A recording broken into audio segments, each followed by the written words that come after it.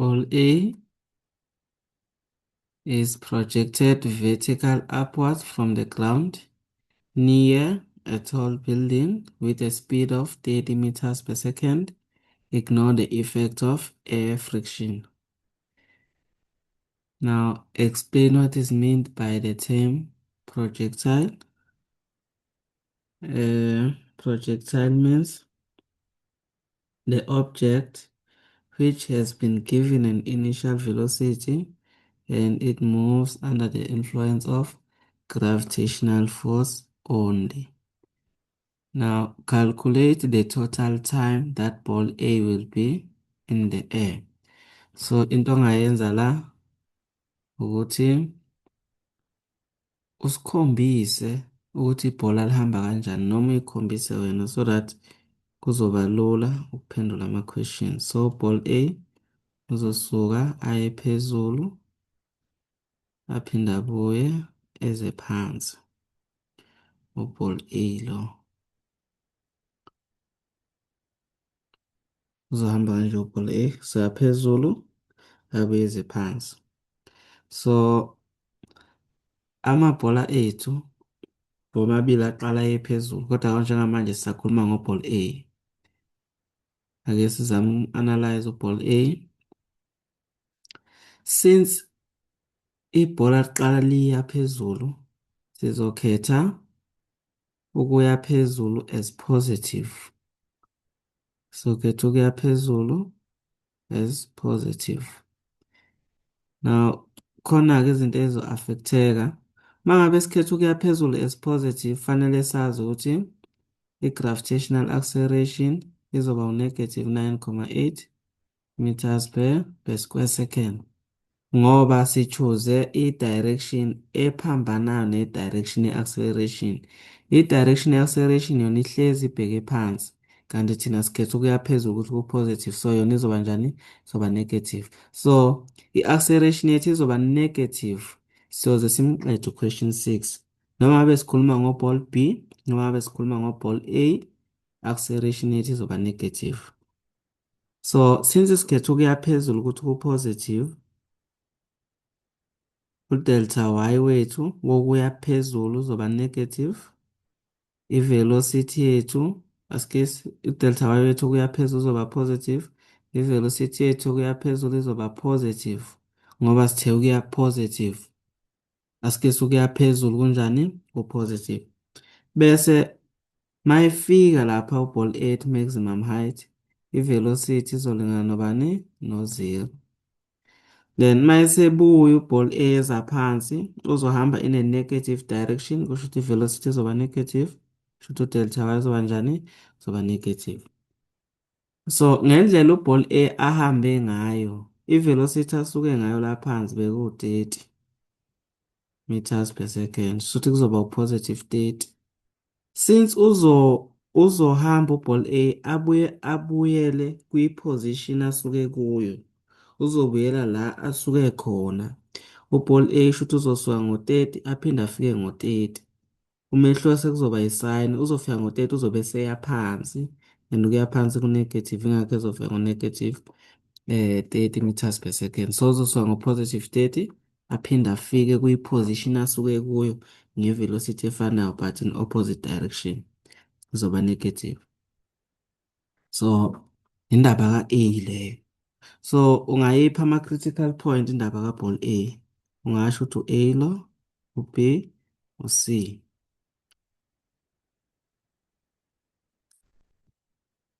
So iquestioni-ke ibuza ukuthi calculate the total time that ball A will be in the air. So thina sifuna isikhathi u-ball A azosithatha esemoyeni. U-ball A khumbula uzosuka la ahambe aye phezulu abuye eze phansi. Sifuna ukuthola ukuthi uhambe isikhathi esingakanani esuka ku-point A aze ayofika kubani? Ku-point C. Zimbili iy'ndlela esinga-calculate-a ngazo. But before si-calculate, ake sibhale ama-equations wethu esinawo. Vf is equal to Vi plus A, change in T. Vf squared is equal to Vi squared plus 2A, change in Y. Delta Y is equal to Vi delta T plus half A, change in T squared. Ungawamemorize ama-formula akhona kwi-formula sheet, akopishe uwasebenzise. Kunemark lokuthi uyakwazi ukukopisha iformula. So ngoba uzoyimemorize wrong, bese uyamosha izinto. Now ake sibhekeni-ke ukuthi inakhuzana yethu uball A masimbuka sisuka ku-point A siyofika ku-point B.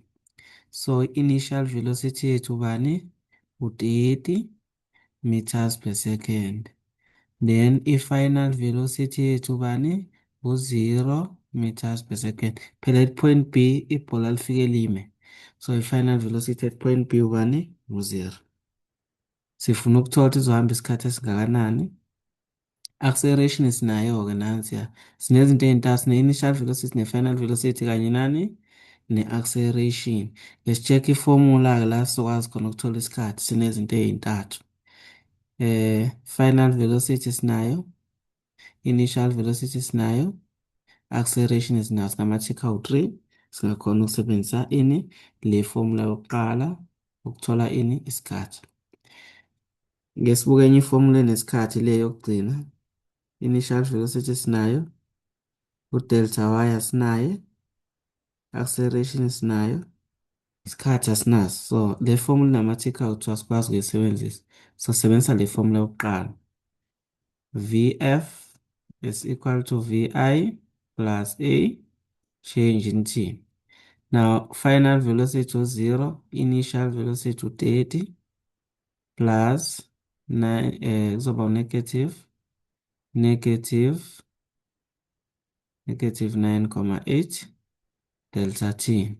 So loss some transpose kuzoba 9,8 delta T elingana nobani? No-30. Then we divide by 9,8 on both sides. So udelta T wethu uzolingana noba 30 divided by 9,8 uzosinikeza u-3,061 second. Now ikhona enye indlela ebesingenza ngayo. Okay, asikasitholi-ke isikhathi esiphelele uball A esemoyeni. Thina njengamanje njengoba sithole lo 3,06, kushuthi sithole isikhathi sokusuka la size sizofika lapha ngoba sithe sibuka ukusuka ku-point A siyofika kubani? Ku-point B.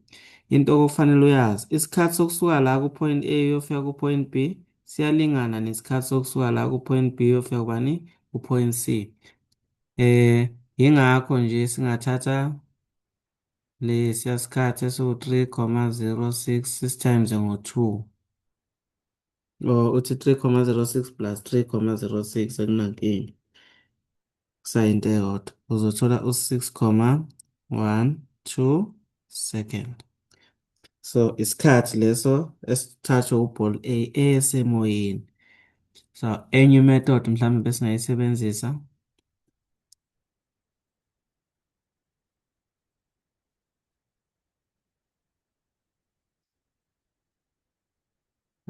sisebenzisa na futhi iformula efanayo. Vf is equal to Vi plus A, change in T. So kufanele siyibuze umbuzo bese siyayiphendula. Usuka ngobani uball A? Usuka ngo-30. Azofika ngobani futhi? Uzofika ngo-30. So kusho ukuthi i-final velocity u-30, initial velocity ubani? U-30 o-positive. Okusho ukuthi ibhola lethu silibuka lisuka ku-critical point A lize liyofika ku-critical point C. So at point C uba i-velocity u-30, at point A uba i-velocity u-30, acceleration u-negative 9,8 delta T.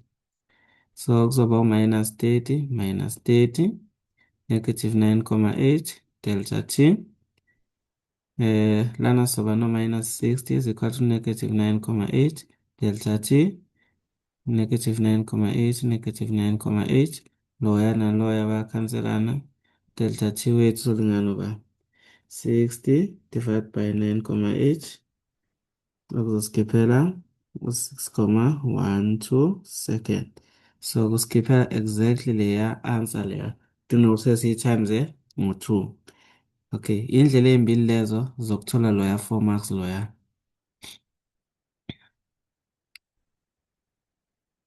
Okay, so le information ngingayibhala la. Lokhu mhlawumbe ngizokudinga ngokuhamba kwesikhathi ukuthi isikhathi esithathwa ubhola A esemoyeni u-6,12 second.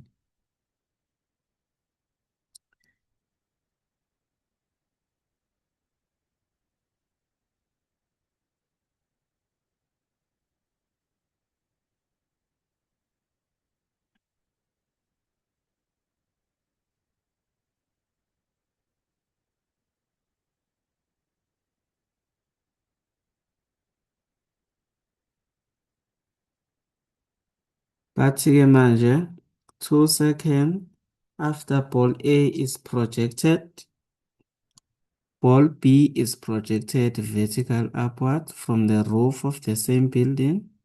The roof of the building is 50 meters above the ground. Both balls A and B reach the ground at the same time. I refer to the diagram. Ignore the effects of air friction. Calculate the speed with which B was projected upwards from the roof. So, mawubheka la, uB bazomphosa aye phezulu, abuye eze phansi. So, kodwa sithola ukuthi uB ufika kanye kanye kuno-A phansi. Kodwa kuke kwaba nesikhathi la khona u-A ehamba, uB engakaphoswa. Kuphele u-2 second uball A ephosiwe. Kuthe mase kuphela u-2 second kwakhathi kuphoswa ubani? Uball B. Kodwa phansi bafika kanye kanye. So lento mhlambe ungayiqhathanisa nje sithi siqhathanisa nje nabantu abagijimayo. So sinomgijimo wokuqala la bese siba nomgijimo wesibili. I-distance okufanele bayihambe ukusuka la uyofika laphaya ngesithi ku-50 meters. So lo ophambili lo ngesithi u-A, lo u-B, lo ya lo phambili ngesithi kufanele ahambe u-30 meters. Loya shuthi uzohamba bani u-50 meters. Nansi intambo kufanele bayofika laphaya. Kodwa into esitshenwa yona ukuthi laphana bazofika kanye kanye, kodwa lo uqale kuqala. Loya wakhathi elandela muva, noma loyo ubekwe phambili, loya nowabekwe emuva. Ukuze bekwazi ukufika kanye kanye laphaya, uma kuthiwa basuka kanye kanye. Ake sithi nje basuka kanye kanye, lo kodwa usukela lapha, lo usukela la. Ukuze bekwazi ukufika kanye kanye kufanele behambe isikhathi esifanayo. Kodwa uma sizothola ukuthi kuqale kwadedelwa u-A wahamba, the mase kuphela u-2 second kwasekhathi kusuka kuzana u-B, kodwa futhi bafika kanye kanye laphaya phansi noma phambili la kushaya khona intambo. Kusho ukuthi u-B kufanele ahambe isikhathi esincane kunesikhathi esizohanjwa u-A. Sincane ngobani lesi sikhathi esizohanjwa u-B? Sincane ngobani? Ngo-2 second. Kushuthi kulesi sikhathi esizohanjwa ake sithi nje u-A uhambe u-5 second. Kodwa kuthe mase kuphele u-2 second uball A noma umuntu lo u-A ehambile. Kwase kudedelwa u-B ukuthi asengaqala kagijime. So okusho ukuthi ukuze bekwazi ukufika kanye kanye laphaya uball A kuloya 5 minutes, asikesi uball B kuloya 5 minutes ozohanjwa u-A kufanele angamhambi u-2 minutes, yena kufanele ahambe u-3 second kuphela. Skiz. Akufanele ahambe ubani u-5 second ukuze akwazi ukufika kanye kanye no-A laphaya. Kufanele yena ahambe isikhathi esincane kulesi esizohanjwa u-A. Sincane ngobani leso sikhathi? Sincane ngo-2. Kushuthi yena kufanele ahambe bani 3 second ukuze bekwazi ukuthi bafike kanye kanye lapha kuyoshaywa khona intambo. Ngoba u-A usuke eqala thema esesendleleni u-A wakhathi u-B enjani esuka. So A sithola ukuthi uhambe u-5 second kodwa futhi bafika kanye kanye. Ukuze bafike kanye kanye u-B kufanele enze njani? Kufanele yena ahambe isikhathi esincane. Shuthi kufanele agijime kakhulu kunobani? Kuno-A ukuze bezokwazi ukuthi bafike kanye kanye. Uma egijima kakhulu kusho ukuthi uzohamba isikhathi esincane kunesikhathi esizohanjwa u-A. So ngicabanga ukuthi iya-understand-eka leyo ndaba leyo.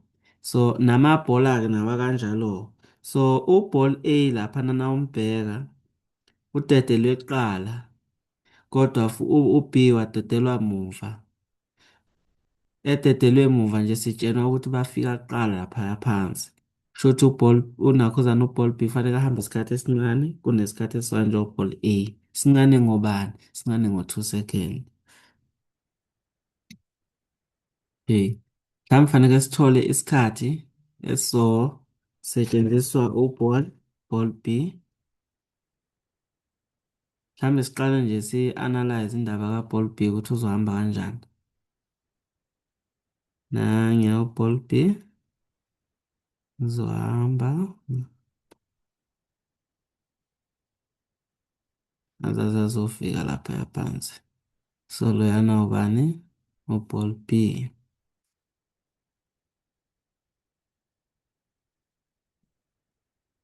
So ku-ball B iyodwa into esiyifunayo sifuna i-initial velocity ukuthi uzosuka ngobani.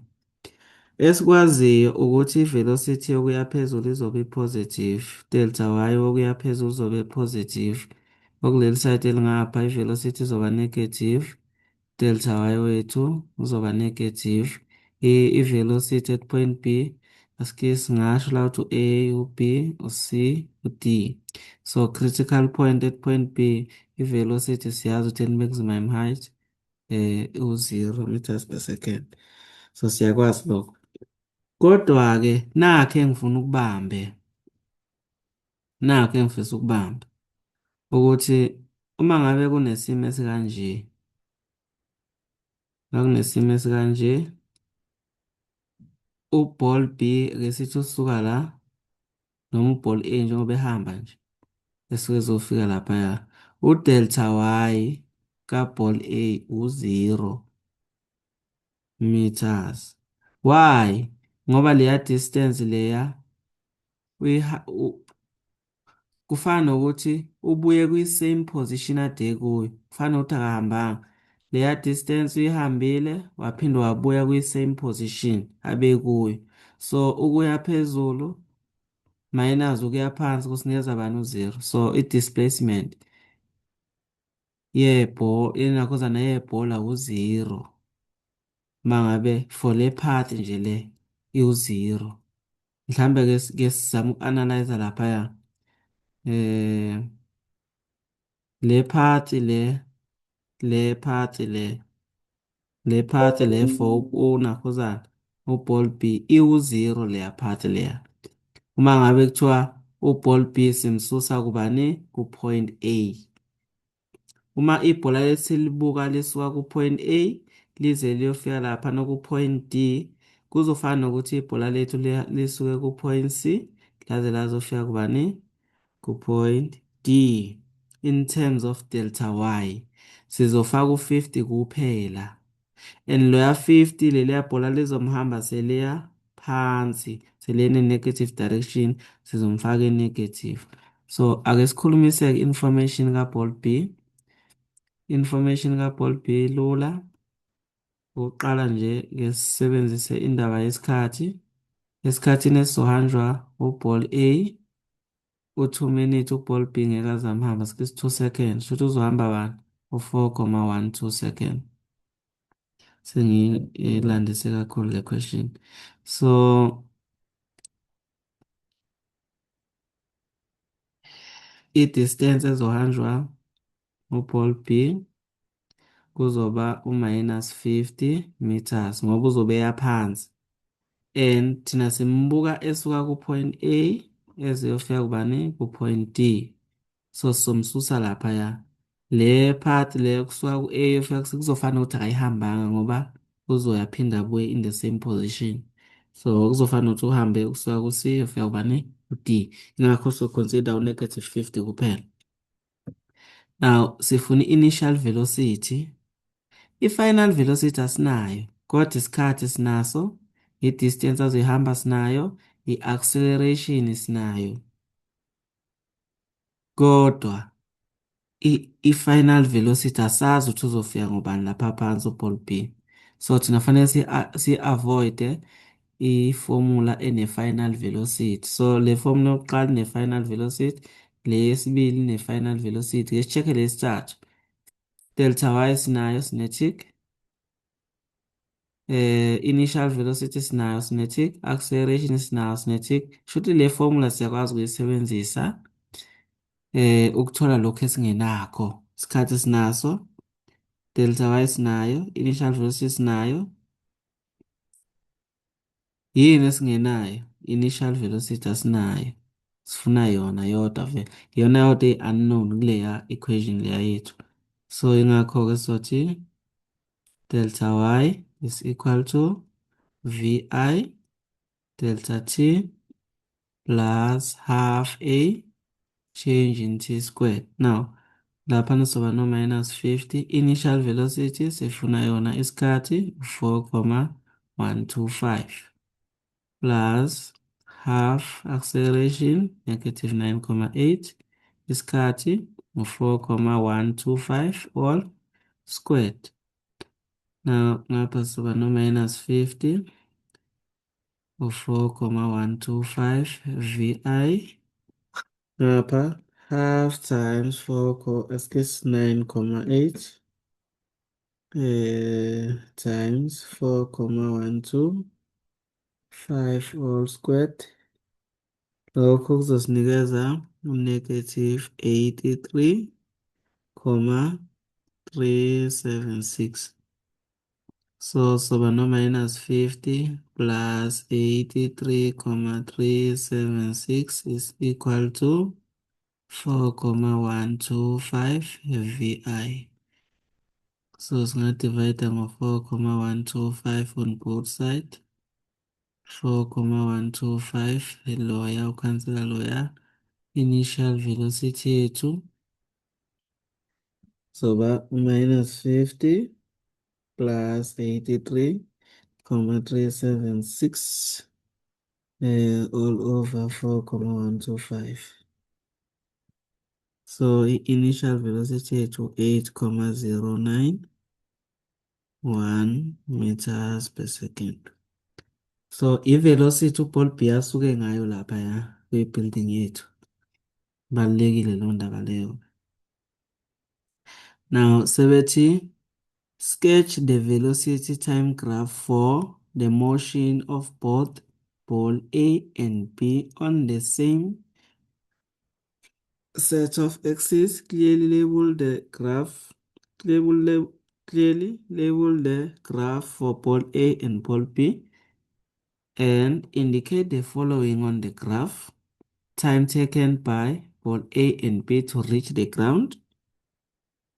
Time taken by ball A to reach its maximum height.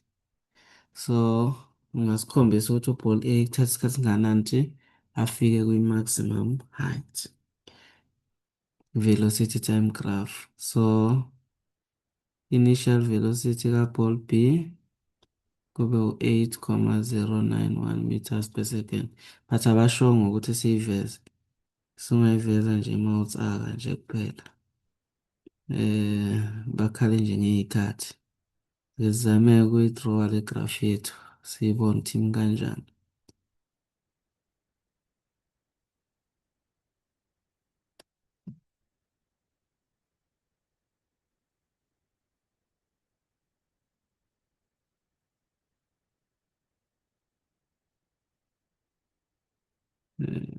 Yeah. So sino-8, sino-8 initial velocity, k, khona uzohamba kakhulu kunomunye, sino-8,09 sibe no-30. Khumbule baya phezulu and kuya phezulu kunjani? Ku-positive. So, lo uzosuka ngo-8 uball B. Uball B. Okay. Ngesibuke uball A. Siyilungise nje indaba kaball A. Uzohamba kanje uball A. Noball A lo. Now, uball A usuke isikhathi kusawu-0. Uball B kuthe mase kuphele ngiveza isikhathi laphaya. Mase kuphele u-2 second. Uball B kwakhathi ededelwa. So isikhathi laphana uball, this is ball A ne? This is ball A. Isikhathi uball A afike ngaso kwi-maximum height u-6,12 divided by 2. Shothi u-3,06 la. Isikhathi lesi kuthiwa sisiveze time taken by ball A to reach the maximum height. Lapha okay, this is T in second. La kuphezulu laphaya. Fanele wazi makuyi-velocity time graph, this is the maximum height, i-velocity mangabe u-0. So ball A usuka ngaleya velocity uya phezulu, ufika phezulu la, phezulu la, i-maximum height. Then sesuka phezulu ball A uya phansi, ufika phansi ngalesi sikhathi okubani oku-6,12. Isikhathi lesiyana sokufika phansi. So isikhathi sokufika phansi lesi. Okay. So uball B yena akasukanga exactly at time t0. Usuke nje sekuphele u-2 seconds. So indaba yakhe sizoyidrosha ngenye indlela. So uzohamba kanje.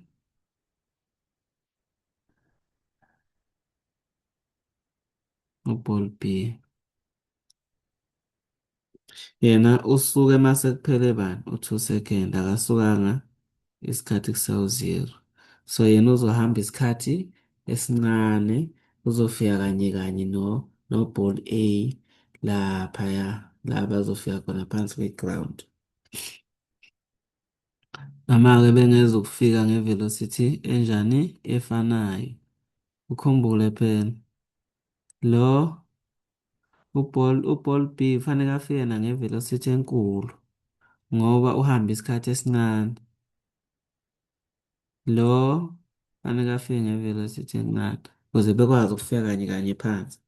So ngapha uzobhala ukuthi velocity in bracket meters per second, ngapha uzobhala T in second. So this is velocity versus time graph. Graph yakho leyo kufanele ibe kanje.